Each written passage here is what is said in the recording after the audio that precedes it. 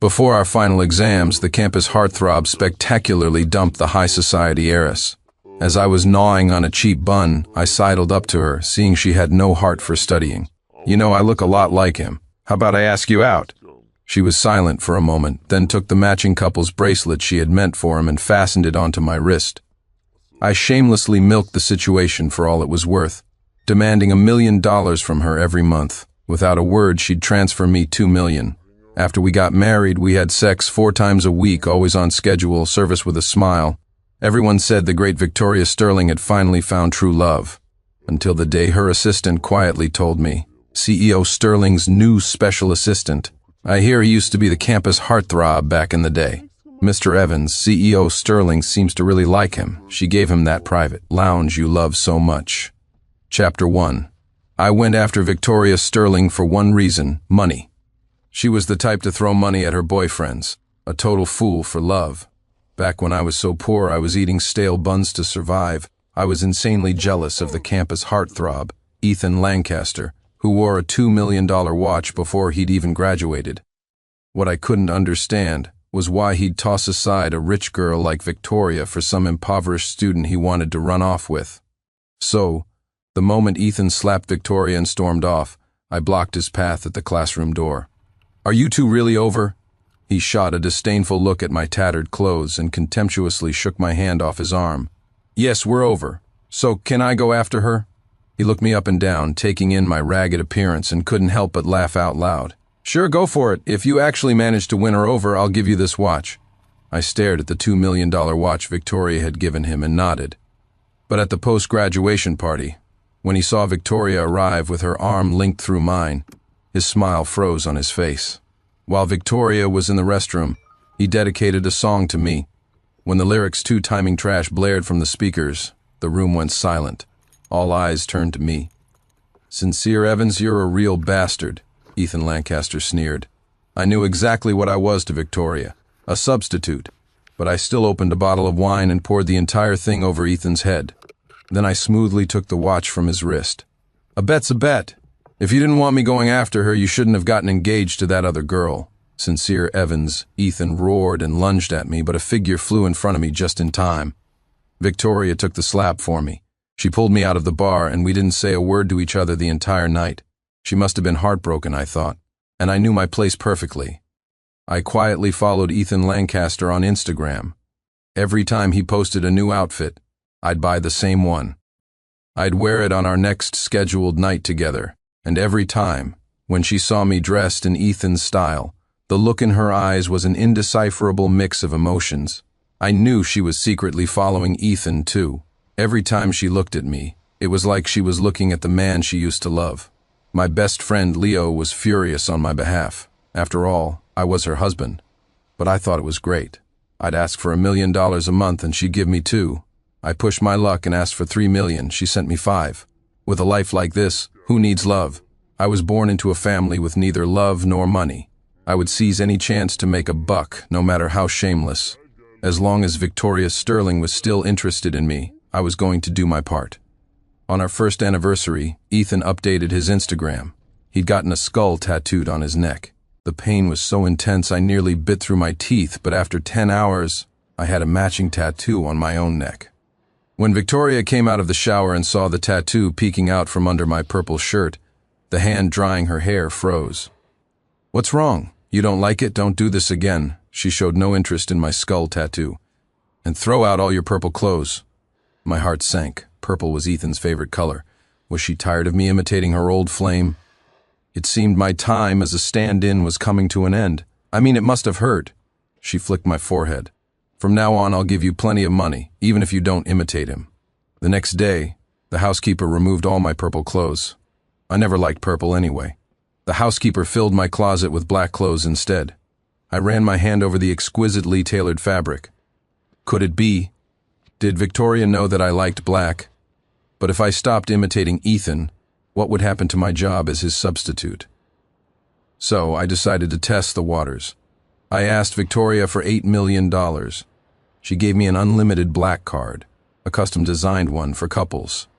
While checking out a car show with Leo, he asked curiously, Didn't you say you were going to take the money and run after 5 years? It's almost been 5 years. When are you planning to divorce her? I stared at the baby clothes in a shop window, lost in thought. Chapter 2. I was Victoria Sterling's stand-in for 5 years, so I have no idea what loving someone is supposed to look like. I just remember, before my mother left with another man, the thing she did that made me happiest was making me a little rabbit out of woven grass. I found some yarn and tried to knit a rabbit. My hands were covered in bloody pinpricks from the needles. After several failed, ugly attempts, I finally made a decent one, but it seemed Victoria wouldn't need it anymore, because on our scheduled night she was half an hour late and still not home. I fell asleep waiting on the sofa. I was woken by a kiss. I'm sorry, a client added a last-minute clause. I got back late. Victoria sat on my lap, wrapping her arms around my neck and kissing me passionately. For the first time, I pushed her away. When are you planning on divorcing me? Her breath caught. What are you talking about? I looked at her. I know he's back. You even gave him my favorite, lounge. I checked. My access has been revoked. Her body tensed. Victoria, don't get me wrong. I won't cling to you. I won't even ask for much in the settlement. Just give me... She had already picked up her phone, her tone colder than I'd ever heard it. Special assistant? What special assistant? And what's this about the lounge?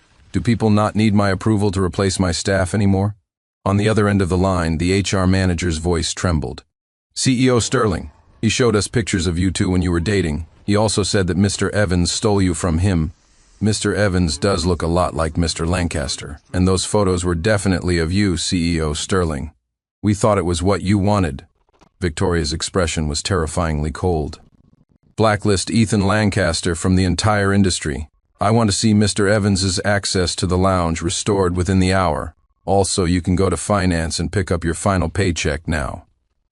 The HR manager tried to explain, but Victoria had already hung up. I stared at her, astonished. She turned and hugged me, kissing my lips forcefully. I'm sorry, I didn't know. I haven't been at the main office these past few days. I believed her. She was always flying around the country, or even internationally. But no matter how far she was, she never missed our 4 nights a week. Still, a seed of doubt remained. I held her waist firmly. Aren't you afraid of breaking his heart, blacklisting your old flame like that? What old flame? She kissed me until I was breathless. I only have you. Are you trying to tell me how you feel? Yes. Then Victoria Sterling. I leaned in and kissed her lips gently. What am I to you? She paused, then responded with even more force. My husband. My dearest husband. My body trembled. Then from now on, I'm really going to act like it. That's how it should have always been. That night, I held her by the waist, and we didn't sleep a wink. Chapter 3. My crafting skills had improved. I unraveled the old rabbit and re-knitted it into a bigger, cuter one. But then Leo sent me a video. In the clip, Victoria was leaving her mansion in the city after a meeting, holding a black umbrella as she walked past Ethan Lancaster. Since being blacklisted, he had nowhere to go. He couldn't even afford rent. He was soaked to the bone, his purple shirt clinging to his skin, outlining his handsome physique. He looked at her, his eyes glistening with tears in the wind. Vicky! Ethan's voice trembled. Victoria's steps faltered for a fraction of a second. Then she walked past him without a backward glance. Vicky, have you forgotten everything we had? Despite Ethan's desperate calls, Victoria didn't turn back. I breathed a sigh of relief. It seemed she knew where her loyalties lay, but I hadn't expected Ethan to be so persistent. The torrential rain poured all night. He stood downstairs all night, until he finally collapsed. A black umbrella appeared in my line of sight. Ethan forced his eyes open, looking up at the person holding it. Victoria was perfectly dry, her pale face betraying no emotion, but the umbrella was tilted ever so slightly toward Ethan. Victoria flew back to the capital the next day as planned, only she had given the mansion to Ethan. Sincere, what are you going to do? Victoria Sterling only ever spends money on her own man. I thought for a moment. If she's going to treat me like her husband, then I'm going to act like one. That day, Ethan was kicked out of the mansion, and that was the day Victoria didn't come home. It was the first time since we were married that she had missed one of our scheduled nights. I called her over a dozen times, but she didn't answer. The next day, she returned home, exhausted. Her eyes were bloodshot. Did you order someone to kick Ethan out? I didn't deny it. Yes. Who gave you permission to be so unreasonable? The accusation in her tone shocked me. I looked up. Are you saying that as your husband I'm supposed to tolerate your ex-boyfriend living in our property? Victoria didn't speak, just frowned and tossed me her phone, playing a video. In the clip, Ethan was being dragged into an alley by a dozen men. His fingers were being broken, one by one, and his mouth was bloody from the beating. Victoria's voice trembled slightly. If I hadn't gotten there in time, Ethan would have thrown himself into the river by now. I watched the video with cold eyes. What do you want me to do? Go to the hospital and apologize to Ethan, Victoria Sterling. I pushed the phone back to her. I will not apologize to the other man. The other man? Victoria seemed surprised I'd used that word. A sneer I'd never seen before touched her lips. If we're getting technical, aren't you the other man? My breath hitched. She ignored my shock and turned to leave. For the first time, she slammed the door. I sat alone on the sofa until late into the night. My phone buzzed incessantly with messages from friends. Sincere, what's going on? Why did Victoria drop everything to stay at the hospital with another man? They're saying he's her first love. That's not true, is it? Sincere, get to the hospital. Your wife is about to become someone else's. I didn't reply to any of them. Instead, I packed my bags and waited for Victoria to come home 3 days later. She saw my suitcase and chuckled. What's this? Running away from home? I handed her the divorce papers. Let's end it. I don't want a settlement. The hand she was using to sip her tea froze. Chapter 4. With a grave expression, she flipped through the agreement, page by page. Her hands were trembling slightly. Divorce? Who's going to give you that kind of money? Thank you for your concern, CEO Sterling, but I won't starve. She paused. Fine, we can get a divorce, but you have to return every penny I've ever spent on you. I froze. After 5 years as her stand-in, I had spent a fair bit of the money I'd received. Seeing my reaction, Victoria's smile relaxed a little. It's okay if you can't pay it back. As long as we don't get divorced, I can. She stared, stunned. I'm the kind of person who is deeply insecure about money. No matter how much I had, I never dared to spend it recklessly. Even with a 9-figure bank account, I'd still eat instant noodles with a couple of eggs when Victoria was away. In 5 years, I'd earned hundreds of millions, but only spent $2 million. I handed her my bank card. Then I felt my wrist, took off the $2 million watch and placed it with the card. That would cover what I'd spent. This watch was a bet I won from Ethan Lancaster. It's mine, technically, but here. Now we're even. I took her hand and placed the watch in her palm. As I turned to leave, she threw the watch aside and grabbed my arm. Don't go, I didn't really mean for you to pay it back. The ever-eloquent CEO Sterling was, for once, at a loss for words. Victoria, don't try to stop. I turned back, annoyed, but the words died in my throat when I saw her face. A single tear fell onto the back of my hand. I spoke in disbelief. You're crying? I'm sorry. She looked at me with red-rimmed eyes. Don't do this to me. I had never seen a woman like her cry. If a photographer caught this, Sterling Corp's stock would probably plummet. So I sat down and listened to her explanation. It turned out she hadn't been at the hospital at all these past few days. The reason she had our friends send me those inflammatory messages was because she thought I had arranged for those men to assault Ethan. She couldn't accept me doing something like that. I could kick him out, but I couldn't be so cruel as to have a group of men humiliate another man like that. She still took Ethan to the hospital and visited him frequently because she didn't want me to get sued. Calling you the other man, I was just angry. I'm sorry, Victoria said, her eyes red. I was silent for a moment. Victoria, you really hurt me this time. A flash of pain crossed her eyes. But I can give you one more chance. Her eyes lit up. Victoria, I want you to cut off all contact with Ethan Lancaster. Send him away. Far away. Okay. She gripped my hand tightly, as if holding on to a rediscovered treasure. I promise. Chapter 5. Victoria Sterling was a woman of her word. The very next day, Ethan Lancaster was sent abroad. Coincidentally, his ex-girlfriend was backpacking through the same country. Victoria seemed unable to get over the fact that she had hurt me. Her confidant, Eleanor, secretly let me in on a piece of news at this weekend's press conference. CEO Sterling was going to publicly announce her significant other. Victoria and I were secretly married. As her stand-in, I had never seen any issue with that arrangement, but now I was filled with anticipation for this public announcement.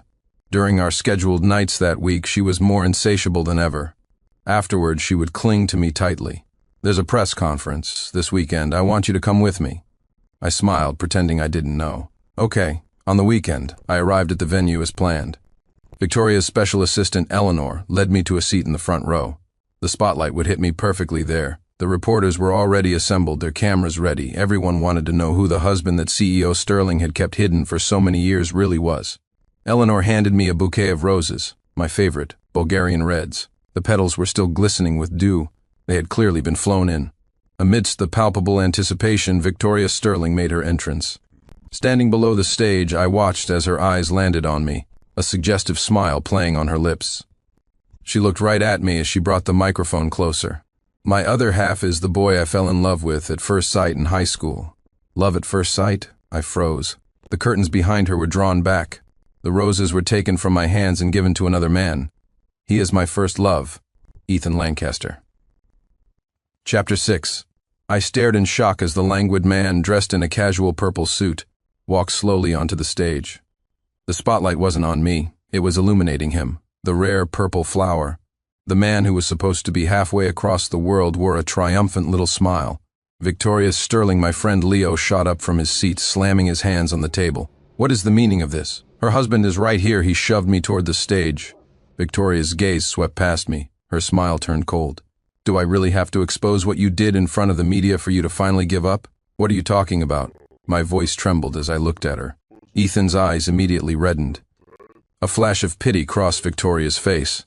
The next second, the large screen behind them displayed images of Ethan in Northern Europe, disheveled and being beaten and humiliated by a group of white men.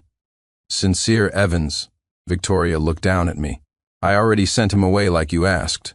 Why did you still have to be so ruthless?" Chapter 7. The conference hall erupted. "He hired people to assault CEO Sterling's friend? How audacious." "Wait, what did that other guy just say?"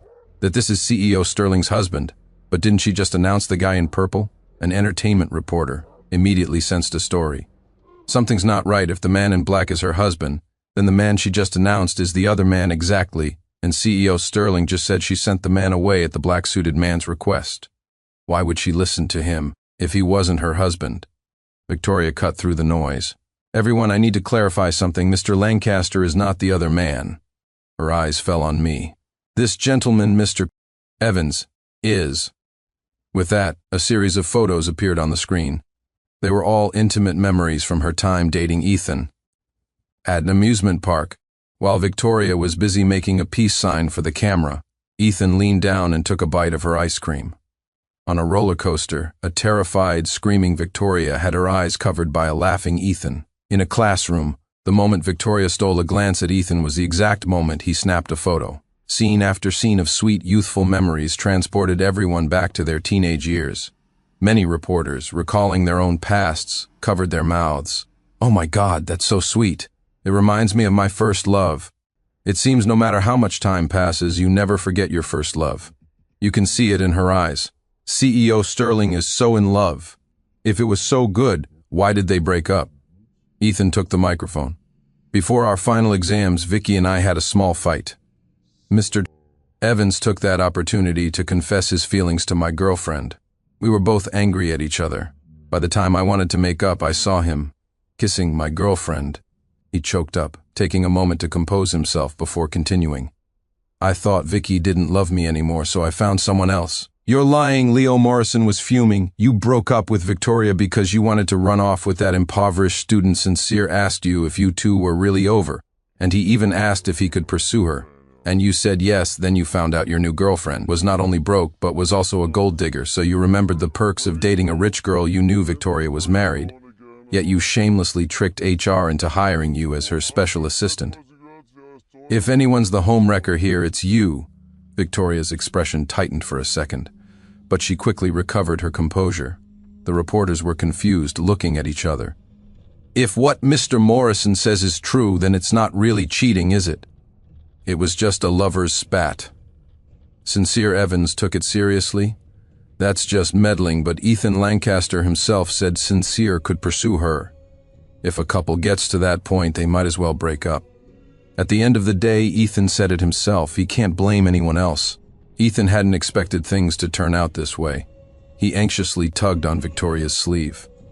Vicky, we hadn't really broken up then, had we? Victoria seemed to be lost in thought. When she came to, she gave me a complicated look. I clenched my fists. CEO Sterling, what we had was consensual, wasn't it? She frowned. Slowly, she took the microphone. That's right. Ethan and I never actually broke up. It was all a misunderstanding. If we hadn't met again after all these years, I would have been kept in the dark my entire life. The entertainment reporters immediately pieced together the truth.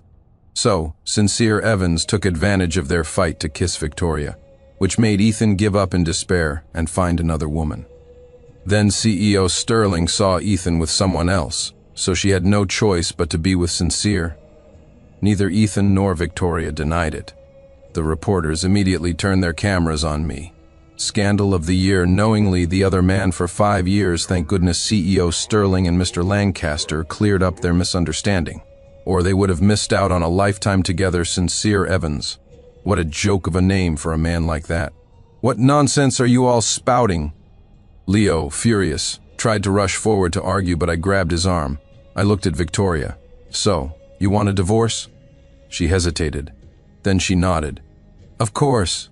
Cheers erupted from the audience. Congratulations to CEO Sterling and Mr. Lancaster on reconciling. What's meant to be will always find a way. Victoria didn't respond, just kept looking at me. I didn't know what reaction she was waiting for. I just nodded. Fine. She looked stunned. I pulled Leo with me, turned, and pushed my way through the crowd of reporters and cameras, leaving the conference hall without a single look back.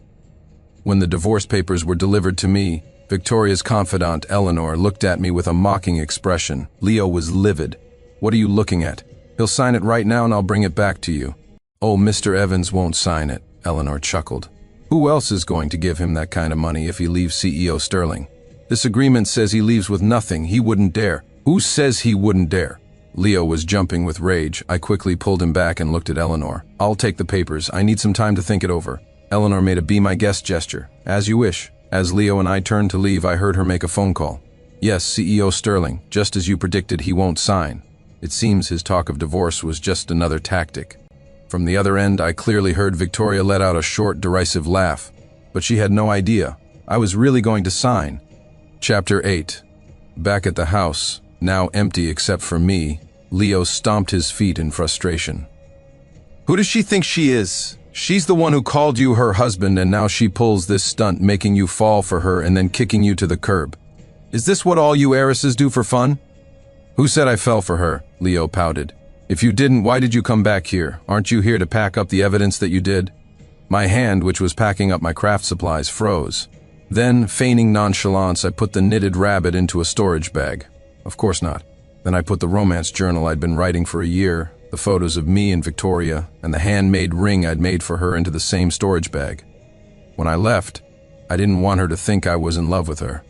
I signed the divorce papers, placed them in the black card on her desk, and weighed them down with the $2 million watch. Then, I pulled my suitcase and left that house for good. Chapter 9. After I left, I found a place and used the interest earned from those hundreds of millions over the years to open a small flower shop. Though I tried not to pay attention to news about Victoria, she and Ethan had been incredibly high profile recently. She took Ethan to an investment summit, personally introducing the man, who had never seen such an occasion, to all the big shots. The seaside restaurant she had only ever taken me to. That exclusive, very important person window seat that was ours, now belonged to her and Ethan on May 20th, a day for lovers. Victoria made headlines by winning a bidding war for Ethan, purchasing 52 pearls worth a total of $52 million. I had already blocked both their names, but I still couldn't avoid seeing posts about their saccharine romance. So, I just turned off my phone and focused on running my shop. Leo squatted beside me, his chin in his hands. Don't worry, man. A thing like that will never last. I laughed and sprayed him with the water mister. I couldn't care less if it lasts or not. Laughter soon filled the flower shop. Meanwhile, Victoria was staring at her phone. It had been a long time since I had sent her a message. During my years as her stand-in, I had diligently sent her good morning and good night texts every day. Even if she didn't reply, I'd send a string of kissing emojis. After she started calling me her husband, I messaged her even more frequently. This was the first time I had gone a full week without sending a single word. go back. They had planned to celebrate from May 20th through the night into the 21st, but before 10 o'clock she made an excuse and left Ethan. It was the first time that week she had returned to our marital home. She expected to find me there, sulking, but when she opened the door, the first thing she saw was the agreement on her desk, held down by a watch. She flipped to the last page. My signature was in every required space. She knew my handwriting. She wouldn't mistake it. I had really signed it. Eleanor, standing beside her, was dumbfounded. Victoria grabbed her by the shoulders. "Didn't you say he was just playing games? Why did he leave the card in the watch?" I don't understand either." Eleanor stared blankly at the black card I'd left on the desk. "Mr. Evans shouldn't have been able to let go of all that. Find him." Victoria's voice was hoarse. "Search the capital and the surrounding cities. Get the team in the port city moving too. Check planes, trains, everything. I need to know where he went." "Yes, but CEO Sterling," Eleanor couldn't help but ask, "do you want this divorce or not?" Victoria froze. Chapter 10. I was in the back garden tending to the soil when someone suddenly appeared behind me. "Leo, hand me the watering can, will you?" I waited a moment, but the person behind me didn't move. Confused, I started to turn, only to be shoved against the wall. "You'd rather be here planting flowers than be with me? What are you doing here? Isn't it May 21st? I left you the divorce papers. Who told you to actually sign them?" Her breathing was unsteady. "I never wanted you to leave me. If I had known you would really sign, I never would have used that to test you." "Test me?" I was stunned. She clutched the front of my shirt. "I was just angry. After all, you did something so awful to Ethan. I understand you were jealous, but your methods were just vile. I only wanted to teach you a lesson. I never thought about actually divorcing you." I stared at her in shock. "Why would you think that divorce is an acceptable way to teach someone a lesson?" "Because I knew you'd never really let go." Her eyes reddened. "I know you only see me as your sugar mama. Sometimes you act up to get more money, but you went too far that time, so when you used divorce as a tactic again, I decided to play along instead of indulging you." Suddenly I laughed. A slap landed squarely on Victoria's face, delivered by Leo, who had just returned from a supply run. "You're the one who's acting up. You and Ethan are both playing games. If Sincere was really playing games, why would he have left the black card for you? If he really saw you as just a sugar mama, he would have gone through legal channels to get his half of the marital assets." Victoria's body went rigid. She looked at me with surprise. It seemed that only now did she realize this detail. "Hubby, is that true?" There was a glimmer of hope in her eyes, but I just laughed. "How about this? Give me 2/3 of your net worth and I'll come back with you." The hope in her eyes died. She looked down and let out a soft, bitter laugh. "I see. You're still the same person you always were. Come back or don't, it's up to you." With that, she turned and walked away. Chapter 11. Victoria was certain that I would eventually come back. After all, I had only ever been in it for the money. Without her, who else would give me so much? But I left with Leo. She waited a long time, but I never returned. Finally, she couldn't stop herself from going back to the flower shop. But it was empty, abandoned. In a pile of debris, one storage bag caught her eye. She opened it. Inside, a cute, soft yarn rabbit looked perfect for cuddling to sleep. A black-covered journal fell out. It had an old-fashioned combination lock. She tentatively entered my birthday. Wrong. Then, with a sense of disbelief, she entered her own birthday. Click. It opened. She stared at the journal, unable to believe it. June 12, 2017, I met a super-rich, love-brained girl. This is great, Sincere. You're never going to go hungry again. May 23, 2019. Leo asked if I felt pathetic imitating another man. Pathetic?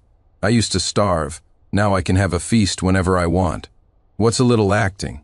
April 3, 2021, married? She actually married me? What if Ethan Lancaster comes back? Hasn't she just burned her own bridges? No, I have to make as much money as I can, fast. If Ethan comes back, I won't get another cent. June 11th, 2021. Oh no! Am I falling in love with my sugar mama? But could she be in love with me too? After all, I stopped imitating Ethan. How do you even show someone you love them? Besides Leo, I don't really have anyone close. My mom just saw a documentary about tigers after I was born and gave me my name, Sincere. But Before she left with that other man, she did make me a rabbit out of woven grass. I guess that's love, right? July 22nd, 2021. My hands are all cut up. Loving someone is really hard. April 16th, 2022, I finished the knitted rabbit. I also made a handmade ring for her, but I was played for a fool. She doesn't love me at all, Victoria Sterling. You lied to me. I'm done with you. Victoria clutched the knitted rabbit, her mind reeling from what she had just read. At the very bottom of the bag lay a tarnished silver ring. It was crudely made, but with extraordinary care. Inside the band, her English initials, fifths, were engraved. After them was a small heart, followed by the initials S.E. Sincere. Her breathing grew ragged. Where are you? CEO Sterling, CEO Sterling. Her assistant ran over, panting, phone in hand. Mr. Evans. What about him? Victoria shot to her feet. We just found out. The thugs that attacked Mr. Lancaster in Northern Europe. They were hired by Ethan Lancaster himself. Mr. Evans was framed. The knitted rabbit was crushed in Victoria's grip. Chapter 12. The 5 years I spent with Victoria Sterling weren't for nothing. The business acumen I learned from her allowed me to build my own little empire in the port city with Leo. It wasn't as big as Victoria's company, but I never had to worry about food or shelter again. I could buy whatever I wanted, whenever I wanted. But just as my life was taking off, a massive investment was injected into my company. I had no choice but to meet with the investor, only to see a familiar ring on her hand. The ring was crudely made and clashed horribly with her couture outfit. I stared at the woman before me and froze. Miss Sterling. We were alone in the conference room. She looked at me, her eyes suddenly filled with an emotion I couldn't comprehend. The next second, she pulled me into a fierce embrace, her passionate kiss crashing onto my lips, as if years of repressed feelings were erupting all at once. I pushed her away forcefully, but she clung to me relentlessly. Her voice trembled. I was wrong. Come back. What are you talking about? She showed me the ring. The ring.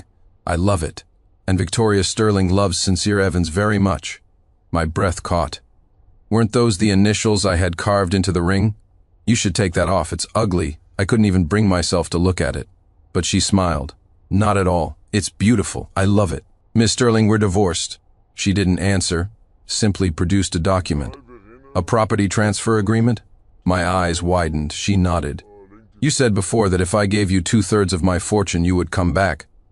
Now I'm giving you everything. I thought I had misheard. Are you insane?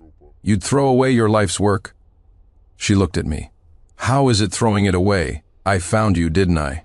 The pen in my hand paused. I tossed it onto the table. I'm sorry, Ms. Sterling. You should withdraw your investment. Sincere, she grabbed my hand anxiously. Don't you want money? I can give it to you. That won't be necessary, Miss Sterling. My voice was calm. When it comes to you, I don't want anything anymore. Sincere, I heard that familiar wounded tone again. I turned, and sure enough, her eyes were welling up with tears. Don't do this. Please, just take it. Don't treat me like this. There was a time when I would have been very interested in such a vast sum of money. But now that I could make a comfortable living on my own, I no longer envied Victoria Sterling. I didn't want to trade my feelings for money ever again. I'm sorry, Ms. Sterling. I pried her fingers from my arm, one by one. I turned and called for Leo. Leo, show our guest out. Leo already couldn't stand Victoria. He immediately brought the entire security team to form a barrier between us. Behind me, Victoria's voice sounded desolate. My footsteps faltered for only a second before I walked away, the sound of my leather shoes echoing in the hall. Chapter 13. Ethan Lancaster still refused to give up. Even though his self-directed assault had been exposed, leaving him penniless, he still believed in the devastating power of being the idealized first love. Once again, on a rainy night, he put on his purple shirt and stood beneath Victoria's window. And once again, Victoria emerged with a black umbrella. But he never expected that this time, Victoria wouldn't tilt the umbrella toward him. Instead, she sneered and ordered her men to tie him to a tree, leaving him to the mercy of the raging thunderstorm. You like playing the victim, don't you? A cruel smile played on Victoria's lips. Let me help you with that. No, Vicky, I was wrong. Let me go. I'll leave right now. But Victoria turned a deaf ear, walking back into the house. That night, Ethan Lancaster was struck by lightning, his body convulsing as his eyes closed for the last time. and Victoria never came out of that house. When they found her, she was leaning back in a chair, clutching a soft, warm, knitted rabbit. Beside her was an empty bottle of sleeping pills. She left a will. She bequeathed her entire estate to me when I received the confirmation of inheritance. I stared at her lying in the coffin, and my heart skipped a beat. A tear splashed onto the casket. I bit my lip so hard it could have bled. Victoria Sterling, even in death, you just had to make me suffer.